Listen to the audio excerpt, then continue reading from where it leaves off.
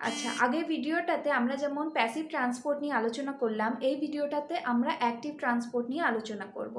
Active ট্রান্সপোর্টে কি হয়, সেলের মধ্যে কোনো মলিকিউল প্রবেশ করা বা বেরোনো যখন করে, তখন সেখানে এটিপি ইউটিলাইজেশন হয়, অর্থাৎ এনার্জি ব্যবহৃত হয়। এটিপি ভেঙে গিয়ে এডিপি প্লাস পিআই যেটা তৈরি করে, সেখান থেকে এনার্জিটাকে ইউজ করে এই ট্রান্সপোর্টটা হয়ে থাকে।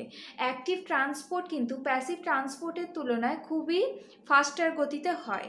অ্যাক্টিভ ট্রান্সপোর্ট হয় সাধারণত এগেইনস্ট দ্য কনসেন্ট্রেশন গ্রেডিয়েন্ট।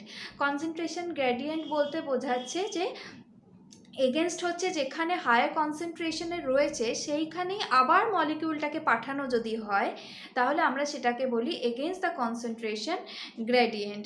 যেমন সেলের বাইরে যদি সোডিয়াম বেশি থাকে, আবার সেলের বাইরেই সোডিয়ামকে বের করতে গেলে তখন আমাদের কিন্তু অ্যাক্টিভ ট্রান্সপোর্টের প্রয়োজন হয়।